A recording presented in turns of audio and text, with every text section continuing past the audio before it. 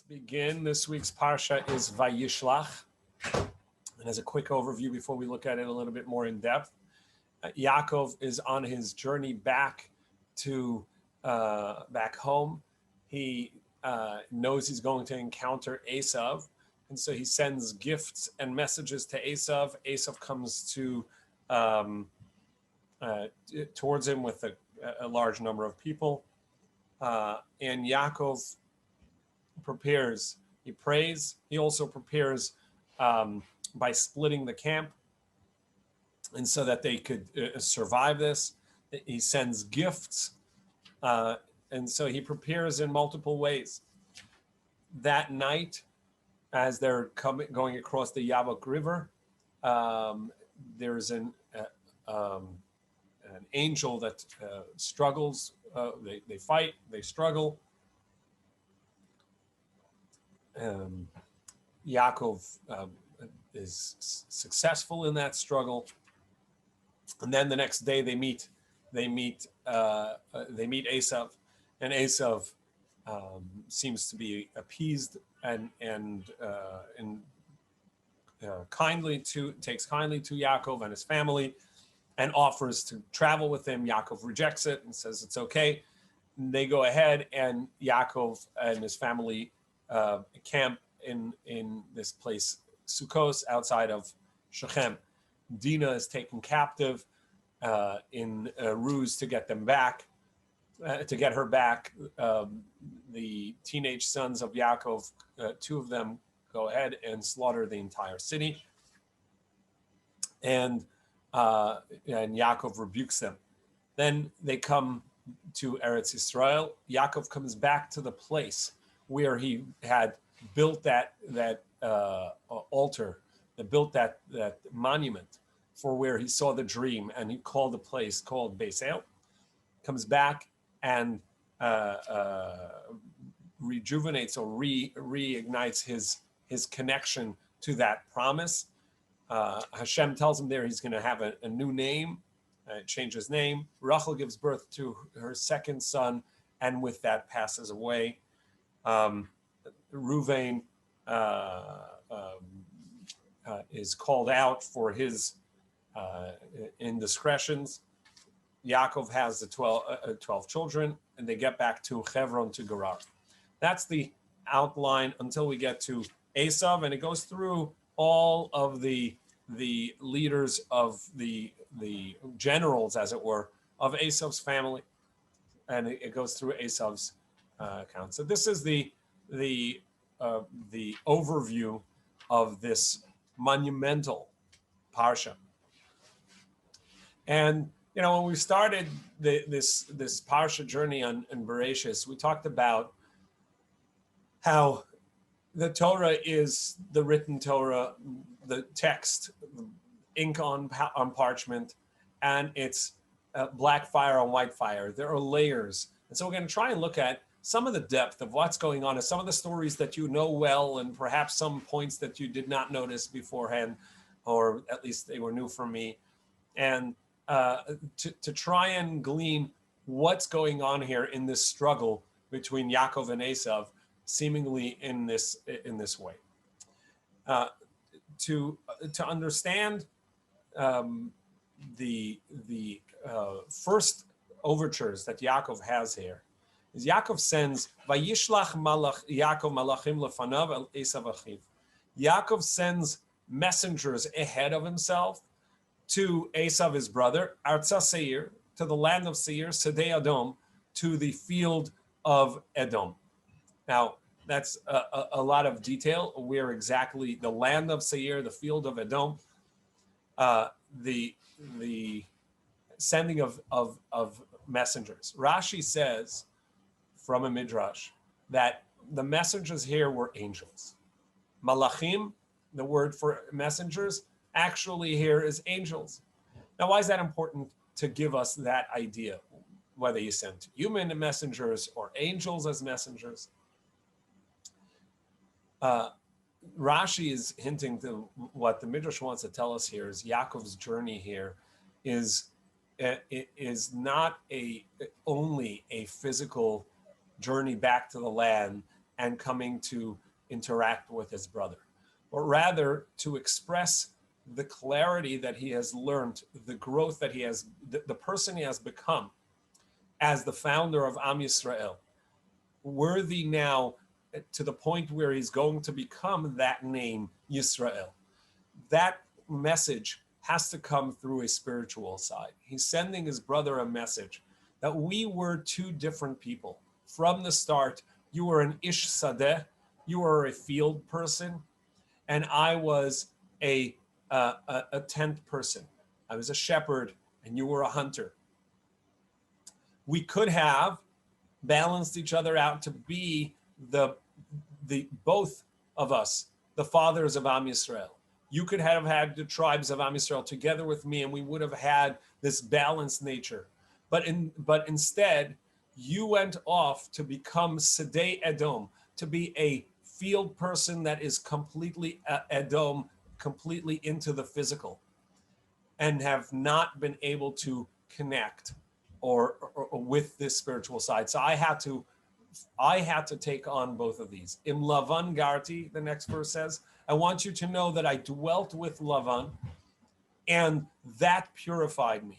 The ability to live with Lavan, the struggles of the theft and the struggles of the trickery and the troubles of the household, and to establish in clarity and in purity, with honesty and with goodness, the household that he was establishing, allowed for Yaakov to be able to tell Esav, I have now mastered that which is our struggle. I have now mastered that which is our struggle. And Rashi quotes a midrash as well on the second verse. Yaakov says, in the message, tell my master Esav, so says your servant Yaakov, Im Lavan Garti. I was able to dwell with Lavan, but the words Garti are the same letters as Taryag, which is the 613, the number of mitzvot. He's saying to him, Im Lavan Garti, I dwelt with Lavan, but I have been able to maintain or attain the clarity and purity that the Torah is meant to teach us. This is a development of Yaakov, which is a heightened clarity. And Yaakov's struggle with Esav is not to beat Esav, but rather to have mastery over the ability of balancing with Esav. And that's really the struggle. We talked about that really Esav was also supposed to be one of the patriarchs. And Esav could have been that partner with Yaakov, which would have allowed for that balance. And instead, Yaakov needs to create that balance in himself. And we'll see a little bit more about that. But this is the message he's sending. So it's a spiritual message, a message of the ability to live up to the heights and the level that we are supposed to be.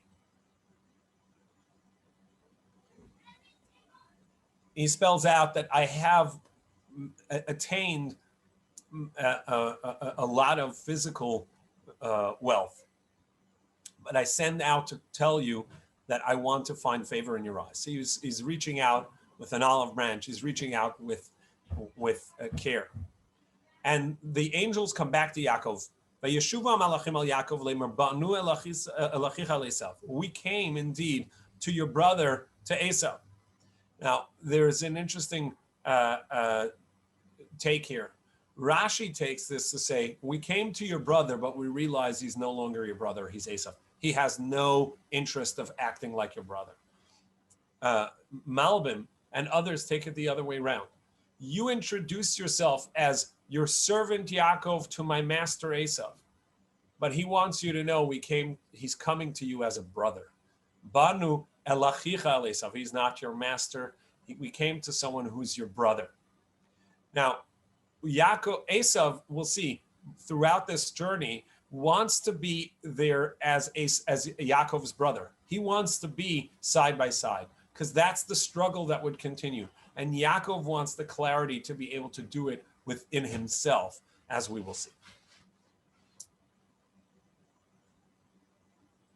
we came to your brother, and he's coming towards you with 400 men with him. Again, Yaakov wants to go to the field of Esav, reach him in the land of Seir. Esav says, no, I'm coming towards you. Esav wants to meet him, and Yaakov wants to do the journey on his own. There's a question over here is whether or not this 400 people that are coming with Esav, is that to show a threat? And that's the way Rashi and others take it. Or was Yaakov afraid that it may be a trap, but he was coming in a gesture of friendship and coming to greet him? In any case, Yaakov knew that this could be trouble. Vayira Yaakov ma'od vayitzar lo. Yaakov was both afraid and had great angst, and he split up his camp. What was this great angst? This is an old Jewish struggle. It is Yaakov prepared for battle. Yaakov Vayira, he was afraid, but also, or perhaps even more, Vayitzar lo.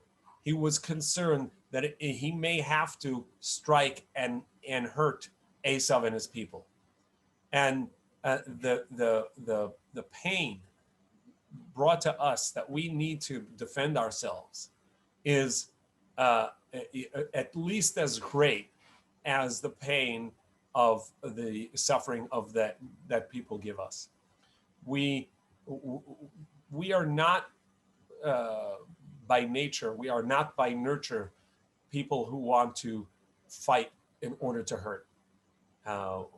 We are there to defend ourselves and protect ourselves, but it isn't the way it isn't our way to go ahead and seek out the battle. Yaakov therefore tries what may be considered meek and too soft. He sends gifts and appeasement and speaks in a way of subordination. Some may say, oh, don't be so weak. But Yaakov knows that our way is we would rather not have the struggle and come out and be able to live our lives rather than have the struggle. And even if we win, had to hurt our opponent, kill our opponent. And that is, not a new thing. It is told that one of the Israeli leaders said, I can perhaps forgive our enemies for killing our soldiers, but I cannot forgive them for making us kill theirs, right? Something to that effect. But that's not a new idea. This is an old idea in Tanakh. And Yaakov is worried not only for himself, but also for that he may have to fight. And so he goes into the 3 steps of preparing for this. He sends gifts, appeasement, he prays, and he prepares strategically for this encounter. So first he splits the camp, everything that he has, 2 camps, and he says one will be able to escape while the other will be able to survive. And this is also a midrash, a Gemara really. The Talmud tells us that based on a verse, a pasuk, that Hashem did tzedakah with Am Yisrael, a kindness with Am Yisrael that it dispersed us amongst the nations. There have been so many nations that wanted to destroy us entirely. If we were in one place, even when we weren't in one place, they came so close. If we were in one place, who knows what would have happened? So Hashem did a chesed with Am Yisrael by dispersing us. And this is the tactic Yaakov took. He dispersed it. Even if one would need to struggle, the other would have the opportunity to survive. In the second part, Yaakov prays. You,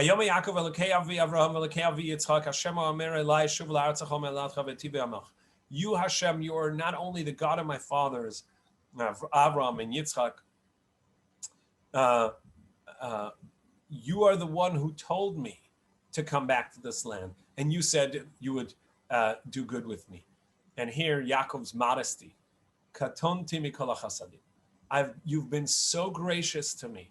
You've done so much chesed to me.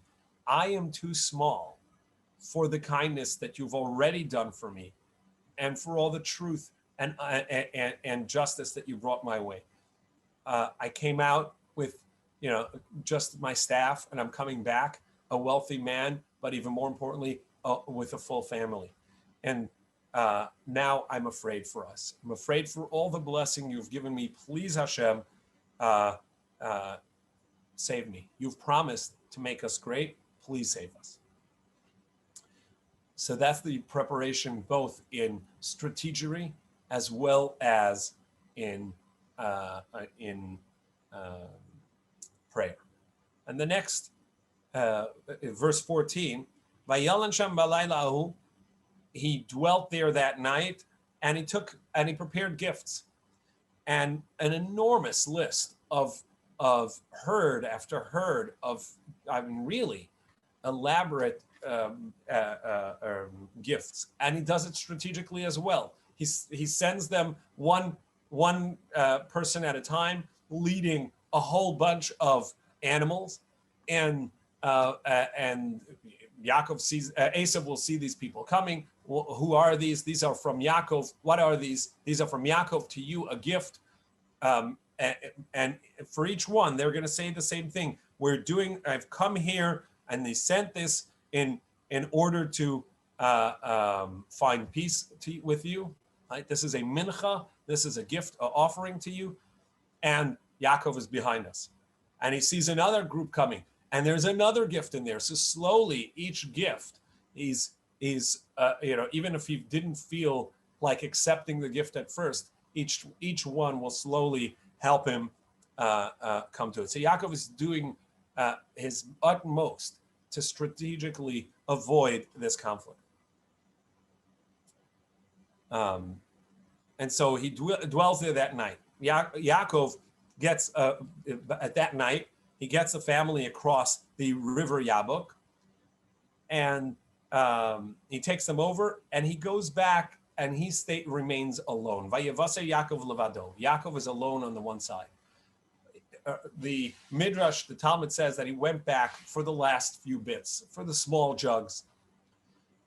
What pachim ketanim? He went back for the small jugs. What is the meaning of Yaakov going back for a little, these little things? The challenge here to Yaakov is it's dangerous. He knows it's dangerous to be out alone. He should have been with his camp, and he was left alone, and now he was vulnerable to this attack. The idea, there are many layers of idea here, but there's an idea here that Yaakov, at this point, is gathering the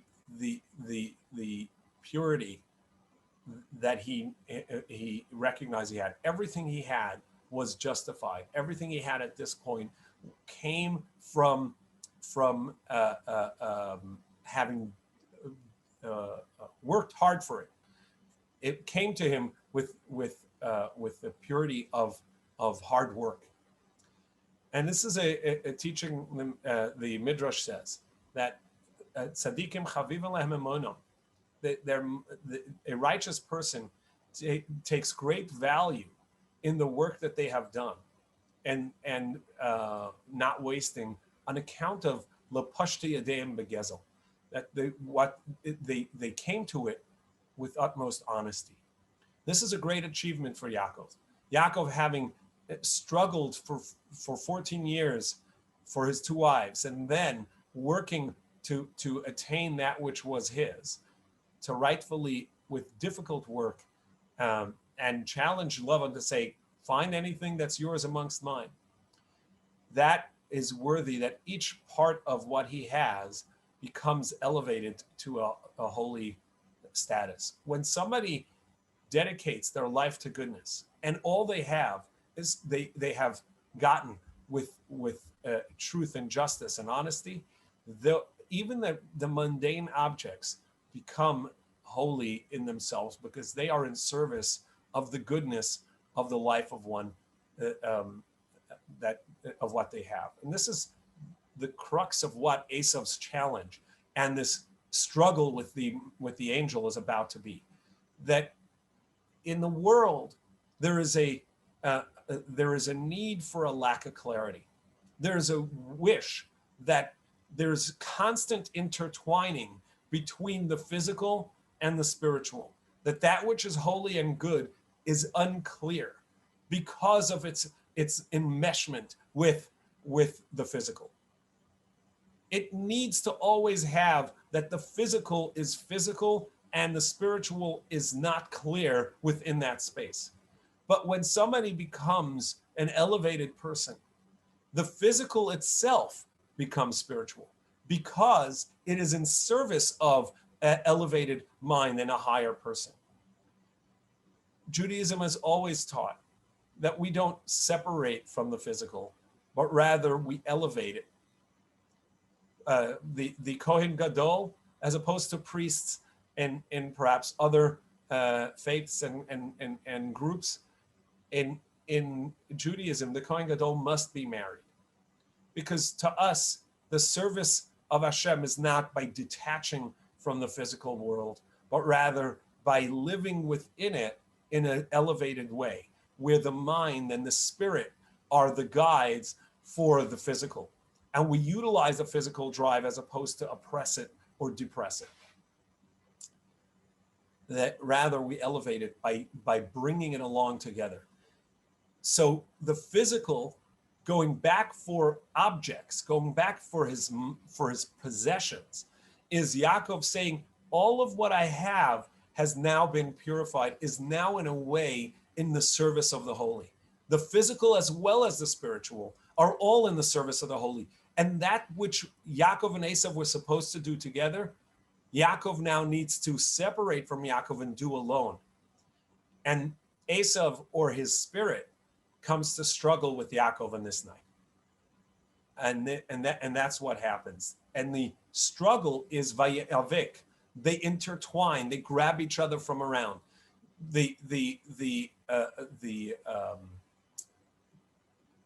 Almost the contradiction of a struggle is that the two opponents, instead of getting away from each other, are into each other.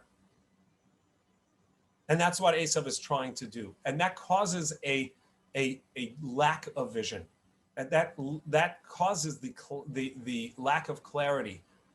The term used here in this struggle is vayavik. It means to wrangle, to intertwine.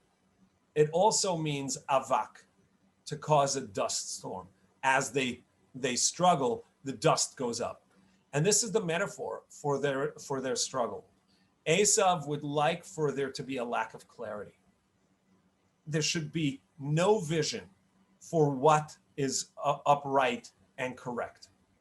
To confuse and dust up everything so it's not clear what it is that we have in front of us. That struggle is the epitome. That is the crux, the center point of the struggle between Yaakov and Esav's angel. But there's a purpose for this. Not to bring Yaakov down, but so that we can bring to the clarity, and we have to struggle to that so that we do get clarity. And there's a fascinating midrash as well about the next part. The morning comes, Vayomer shalacheni. He says, you must send me, for the morning has come. Ki Allah hashachar. Why is that a reason that I need to go? So first of all, because the strength of Yaakov, the strength of Esav's spirit is only in darkness, in lack of clarity. Once the morning comes, once this clarity of vision, there's a path forward. There's a way to live. Esav's spirit has no way. But the Midrash says even more. This is Rashi quotes this here as well, and it's from the Talmud. And he says to him, I need to go. I need to go because every angel has one time that they get to sing to Hashem. And this morning is my time. right? So it's a great midrash, but you have to ask the question. The more you knew you have an appointment in the morning to sing for Hashem, and this is what you're doing all night, you're out partying, right? It doesn't make sense. It seems too much of a coincidence. But the truth is, that's not the meaning at all. It wasn't that every angel has a moment to sing and just happened to be that this is his moment. The moment for this person, for this angel to sing, is on account of the struggle. The mission has been fulfilled. My mission is to give Yaakov the struggle and allow for Yaakov be able to overcome that. And now Esav has attained the purpose. And so now it's time to sing. It wasn't that time was set, or for eternity, and he knew it. It was on his calendar. I got, in the morning comes, I got to sing to Hashem, and what am I going to do tonight? I'm going to go out and wrangle with Yaakov, right? No, that's not the point. It's on account of the wrangling, on account of the struggle, and because that struggle was there, tossing the dust into Yaakov's eyes and making him lose his stability. And yet Yaakov has the ability to balance that and stand upright and overcome the struggles of a human, to be able to master the balance of spiritual and physical. Now Esav's spirit can sing to Hashem because it has attained its purpose, the purpose of giving us a struggle which we can overcome. And so it can sing its song. So we have to look at this story, which looks so on the surface very a simple story, not so simple, but it's got a certain level. We have to see the depth of what's the development of Yaakov to become Yisrael, the development of Yaakov, the heel, to become the master, the sar, and to be able to do that, where mastery over being spiritual in a physical world, that mastery is the struggle that Yaakov is able to do. So he says to Yaakov,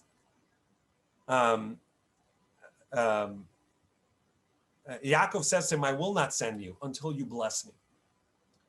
So he says to Yaakov, well, what's your name? And he says, my name is Yaakov. He said, no, Yaakov shall not be said anymore. Lo ye'amer od shimcha, shall not be said anymore.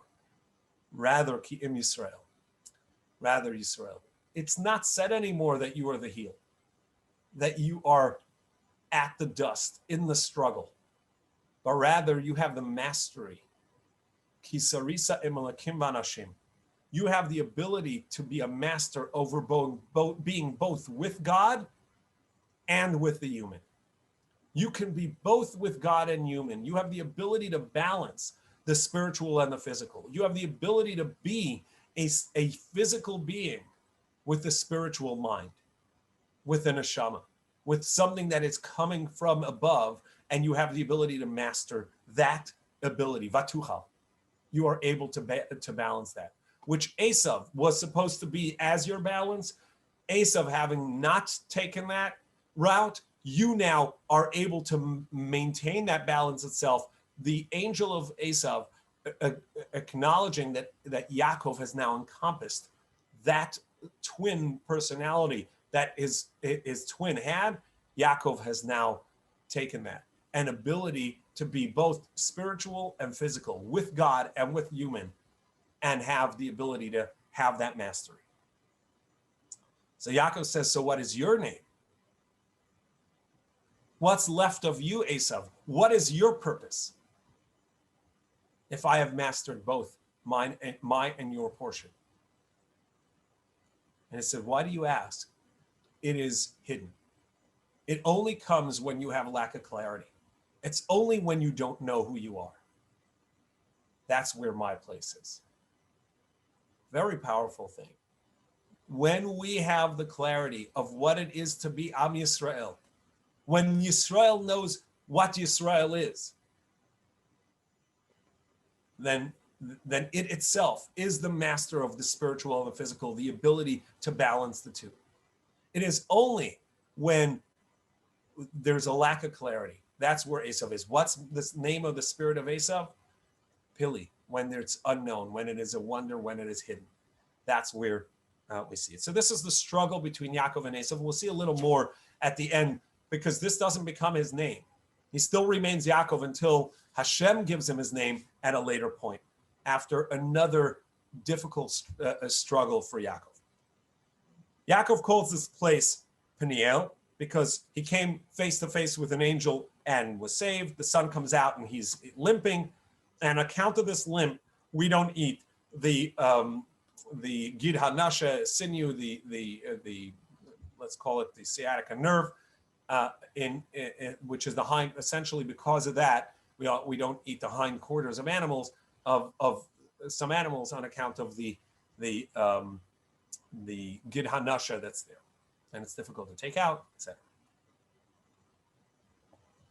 Finally, in chapter 33, Yaakov encounters Esav. They have split the groups. First, he meets Esav and Rachel and so on, and Esav runs towards Yaakov. He runs towards Yaakov in this show of great love and emotion, Vayachabekeu, and he hugs him. Whether or not he had the intention at first to come with this for a struggle, at this point, Yaakov is already out-spirited, if you would, the spirit of Esav. And at this point, Esav has nothing left, no fight left. All he has is to greet Yaakov. And he falls on his shoulder, Vayishakeu, and he kisses him, Vayivku, and they both cry.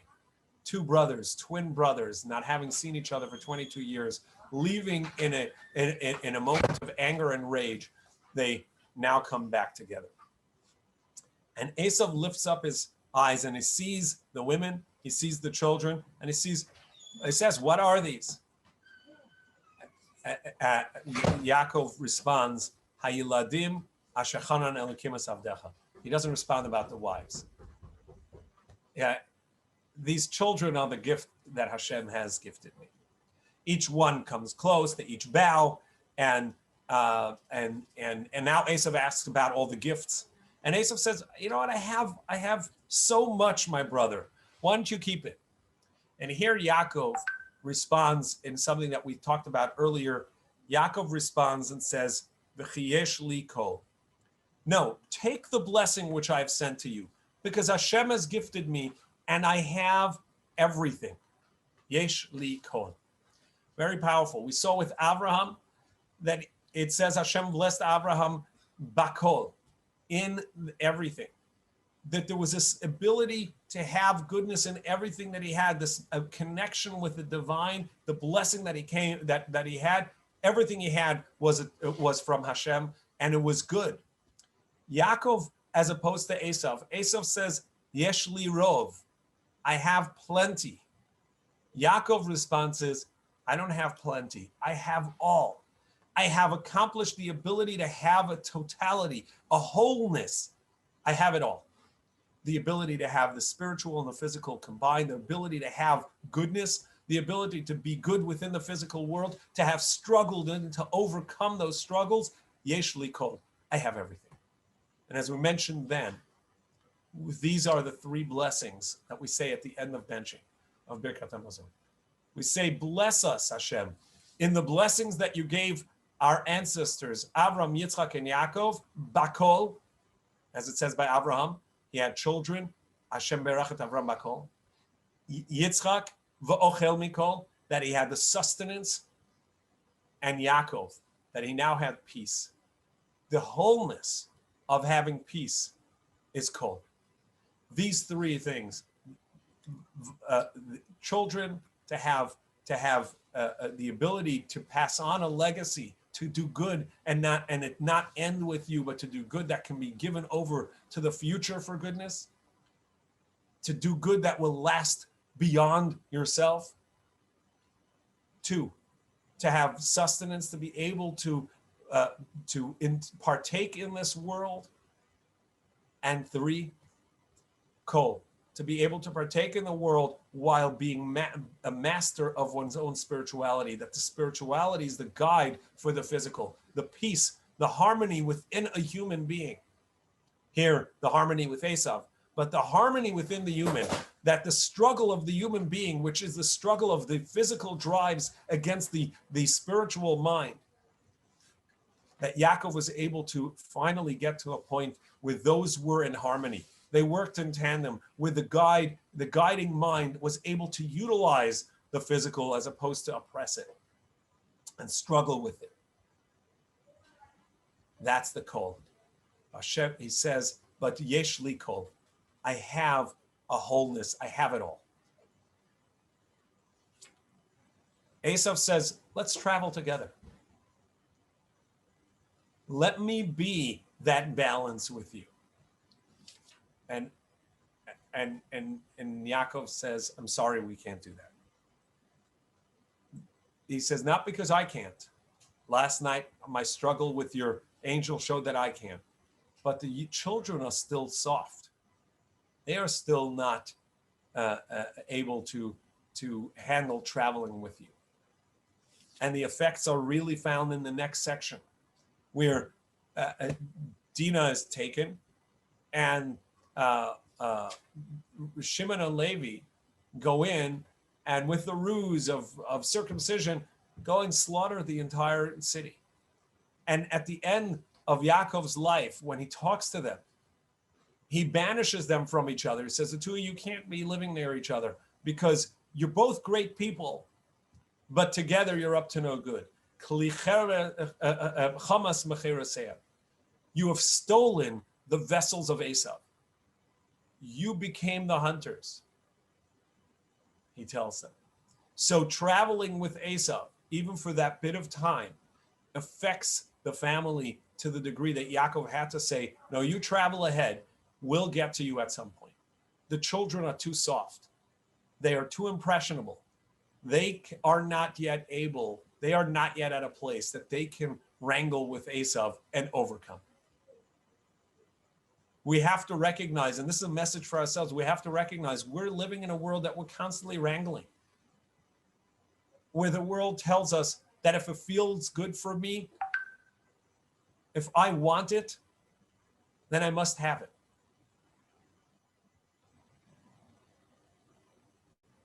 That's the way we view everything. I've mentioned this so many times. I saw in a shul once, in a synagogue, that had a sign about Jerusalem, and it said, what does Jerusalem mean to you? And I recognized the need for a question like that, but it was so striking and so difficult for me. What does Israel mean to you? I don't know, learn. It's not about what it means to you. It's what you should want it to, what you should learn and what it really means. But that's the nature of the way we teach today. The interactions we have with the world is, well, what does it mean for me? And if the answer is nothing, then toss it. Rather than say, I need to find out what it means to itself so that I can attain what it's at.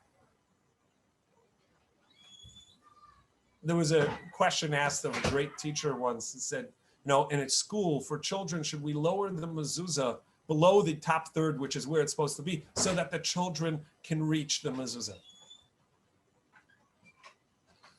And wisely responded, no, we have to teach children that they have heights that they cannot yet attain, but are yearning to get to, are eager to get to.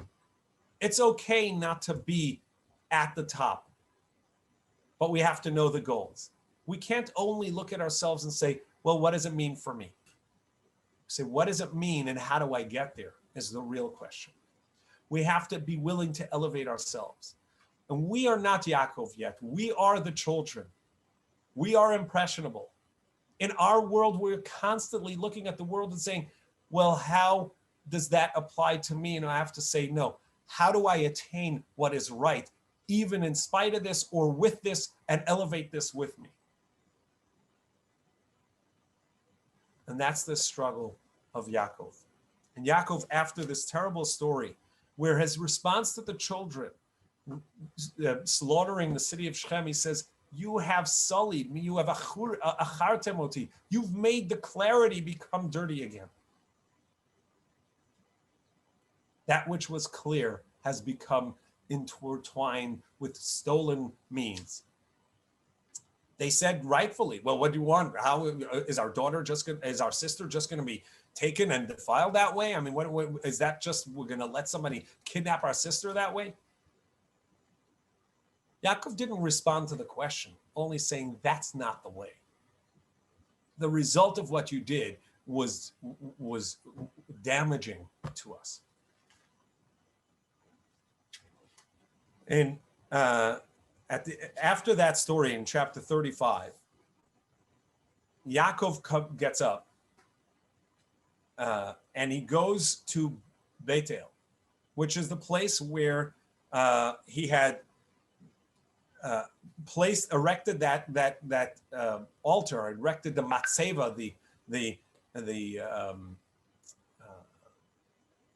monument when he left, making a promise that this will be the foundation to the upright family that he's going to establish. And so Yaakov goes back there, but before he goes, he says we have to cleanse ourselves from this terrible story of Shechem. Leave behind all of that, what you're taken from there. You have to leave it and cleanse yourself. And only then can they go to Luz, to the place of Beis El, which all the people that are him. And he establishes the Mizbeach there. Vayikra lamakom, and he calls that place, there is a God at Beis El Beis El. Because he recognizes this is the beginning of my spirituality. Here is where I connected with Hashem. Hashem came down to me in a dream and said, you have the ability in establishing your home to bring about that goodness which you have the potential to be. The Midrash there says that the angels went up into heaven, saw the possibility of what Yaakov was able to be, and came down and saw Yaakov what he was at the time. A challenge to him. Say, look at the heights that you can get to and where you are today. And here he comes back, having changed, having elevated, having perfected, having clarified himself to master the ability of being Esav and Yaakov at once, being physical and spiritual at once. At that point, his mother and his wet nurse die. They had come to Beis El as well to greet him there, and they die. And so he calls the tree where they are buried Alon Bachut, the tree, the Alon tree, which is of tears, of crying, two cryings, for Devorah and for his mother. At that point, Hashem comes to him and says, I am Hashem, came to him again and says to him, Hashem, Shimcha Yaakov, your name is still Yaakov. However, it will not be called only Yaakov, for also Yisrael. Ki im Yisrael yi Hashemecha. Your name is still Yaakov, but it's also going to be Israel. And he called his name Israel. This is the struggle. We are at times Yaakov, at times we are still in the struggle. And at times we have the clarity and we are elevated and we're in the status of Yisrael. And throughout the rest of the story, Yaakov's name changes back and forth between Yaakov and Yisrael. And we will look and you will look and you will see that when he is in a state of exile, he's in a state of brokenness, his name is Yaakov. And when he's in a state of clarity, of purity, of elevation, his name is Yisrael. This is the moment that Yaakov is told he has the ability to be who the father of the nation, because he has perfected and elevate himself and cleanse himself from the past to be the person who can balance Tov and the world, physical world and the spiritual world. And as such, he is told a blessing that only was given at the creation moments, at the moment of creation of animals, of humans, at the rebirth of humans after the destruction of the at Noach, after they come out of the ark, at the birth of our nation in Mitzrayim, and here to Yaakov, Pru Uravu, be fruitful and multiply. The 4 times it shows up. at creation, after Noach, at the recreation, at the creation of Am Yisrael, and at the creation of Yisrael. Here. He has attained that moment, that height. And as such, a nation and nations will come from you, and the most perfect of his children, Binyamin, is about to come. In the next section after that, starting in chapter 35, verse 16, they came to Ephras, and Rachel had a difficult time in her childbirth. And the midwife says, "Fear not, for you have another son." And it was as her soul left her, because she was dying, she called her son Ben Oni, the son, the child that carries all my strength. She's leaving her strength to Yosef, the replacement of Esau within the family. Rachel now gives that all her strength to Yosef, to Binyamin. Yosef and Binyamin, the strengths of Rachel, Yosef being the replacement for Esau, and Binyamin being the purity of the spiritual. And the Midrash tells us that Binyamin is one of the few people that died never having sinned in his lifetime. That's what is born from Yaakov becoming Yisrael at the height of the perfection of that human, together with Rachel, the balance of the physical and spiritual. She's buried there, and this becomes Kever Rachel Ad Hayom, the tomb of Rachel, which we can thankfully go to, and I had the merit of praying at many times. She's buried there, and this is a place where Rachel continues to be the mother of all of Am Yisrael, having given all her strength, Ben Oni, all her strength to her children, to Am Yisrael. But his father did not call him Ben Oni, the son of my strength, but rather Ben Yamin, the son of the right hand, the one of strength.